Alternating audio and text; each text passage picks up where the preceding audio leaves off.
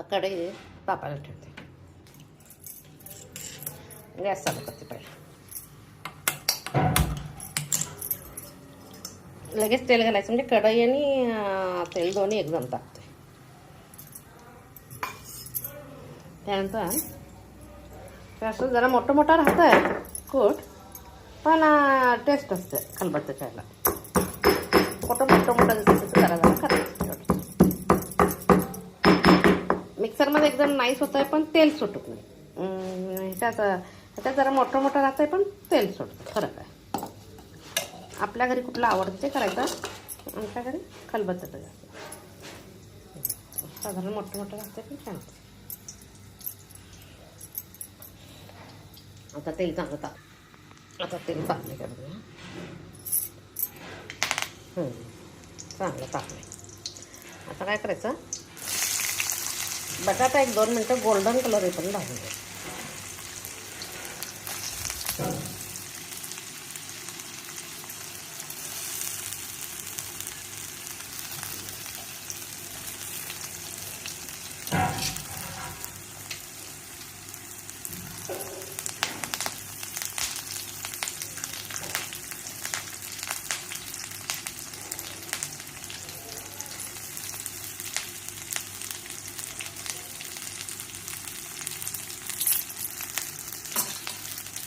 ते भाजेपर्यंत हे मिक्स करायचं.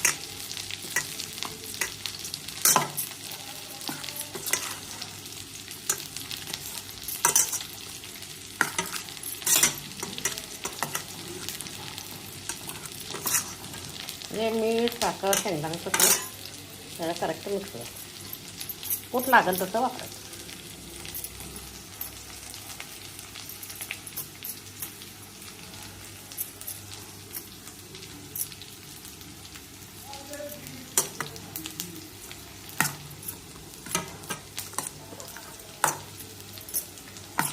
त्याच्यात ॲक्च्युली कांदा टोमॅटो घातलं तर टेस्ट छान येते, पण उपवासा देखील चालत नाही कांदा टोमॅटो.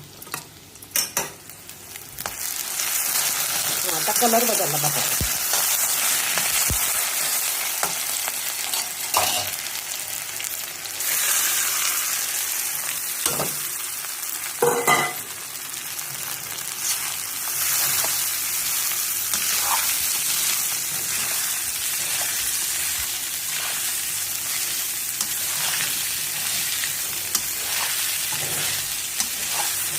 साबूची खिचडी करताना हिरवी मिरची, कढई, कोथिंबीर कंपल्सरी. बटाटा एक वेळ नसलं तर चालेल, फक्त असल्याचं टेस्ट नाही.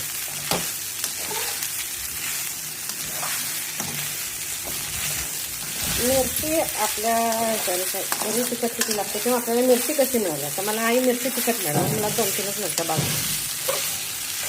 आता 1-2 मिनटं असंच हलवतं. आता साबू चांगला मोकळा झाला. आता गॅस बंद करायचा.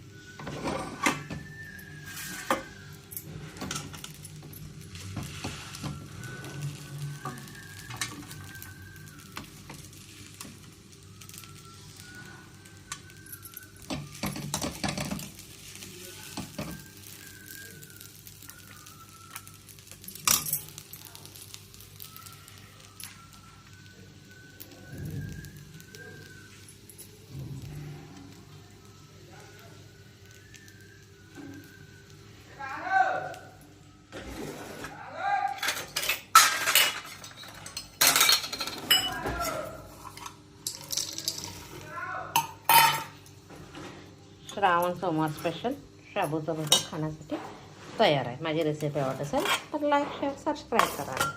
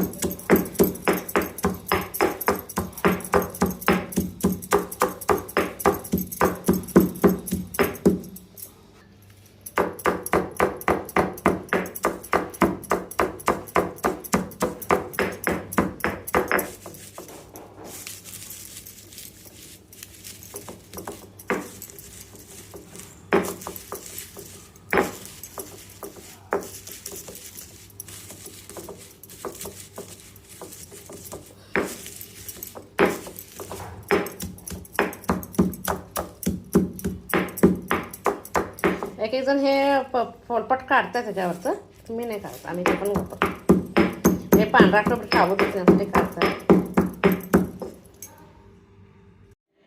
आता श्रावण सोमवारला दुपारी शाबूची खिचडी करण्यासाठी हा मी 1 वाटी शाबू एकदा पाण्यानं स्वच्छ धुवून घेणार आहे. धुवून झाल्यानंतर एवढं पाणी राहील असं पाणी ठेवून मी भिजवणार आहे. आणि 4-5 तास बघायचं नाही, 4-5 तासानं मऊ झालेलं असतं. ते हे शाबू धुवून भिजत घालणार आहे. त्याच्यानंतर शेंगासुद्धा मी भाजून गार करणार आहे, कारण भाजूनच गार करून चेचलेले चांगले ना. काय करते, शेंगा भाजायला. शेंगा चांगल्या भाजत जरा तोपर्यंत शाबू भिजवून घेते. हां, असं शेंगा चुट भाजायला गॅस बंद करायचा, कारण अजून कढाई गरम असते नाही, त्या कढाईत होऊन जाते. गॅस बंद करायचा. हां, शाबू छान भिजला गेला झालं की भिजला म्हणायचं. 5-6 तास तरी कमीत कमी भिजवायला लागतं. आता ह्याच्यात एक बटाटा, हिरवी मिरची, कडीलिंब, कोथिंबीर सगळं चिरून देतो. शेंगाचा गॅस बंद टाकतो. शेंगा गार व्हायला पाहिजे, तोपर्यंत फुटता येत नाही. खलबत्ता असू दे, मिक्सर असू दे, गार होणं गरजेचं आहे. बंद करते.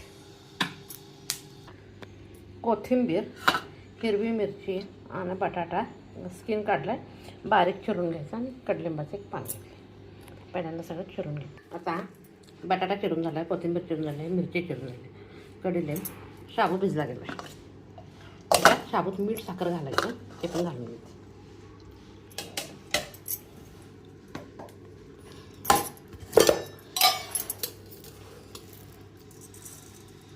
आज उपवासाला करायचा आहे म्हणून फक्त बटाटा घालायचा. उपवास नसेल त्या दिवशी हे केलं तर चालतंय. थोडासा एक अर्धा कांदा, अर्धा टोमॅटो घातला तर चालतं. आता सध्या उपवासाला करायला लागले ना, त्यामुळे ते काही घालायला येत नाही. मीठ थोडं कमी घालायचं, कारण आपण शाबूच्या खिचडीबरोबर दही पण खातो ना, त्यामुळं आंबटपणा जास्त यायला लागतं. थोडे कोथिंबीर त्याच्यात पेरायची. तर पहिल्यांदा शेंगदाणे चटणी